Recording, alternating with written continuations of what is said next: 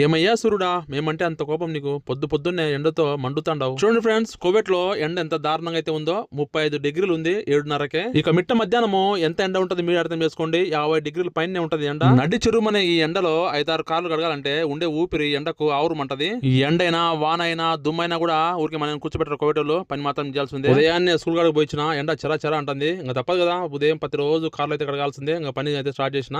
నా అదృష్టం ఏంటంటే పైపు తీసుకుని కారుకి అయితే నీళ్లు కొట్టచ్చు. మా కోవిడ్ ఏమన్నాడు, కొన్ని నీళ్ళు అయితే అసలు నీళ్లు కొట్టనీరు, గుడ్డ దుర్చాలా. దుమ్ము తుఫాను వచ్చిందంటే కారు పైన 1 ఇంచు మట్టి అయితే పెరగబోతుంది. అప్పుడు గుడ్డ దుర్చాలంటే ఉండే పానం మీద ఊరుకుంటది. ఈ ఎండాకాలంలో అయితే ఋతుబా వస్తుంది. ఆ ఋతుబా వచ్చిందంటే డ్రైవర్ పరిస్థితి ఎలా ఉంటదంటే స్నానం చేయకుండా కూడా బిందెలు నీళ్లు గారినట్టు చెమట కారుతా ఉంటది. 2 కార్లు కడగకనే నా కన్నైతే బైర్లు గమ్మినాయి.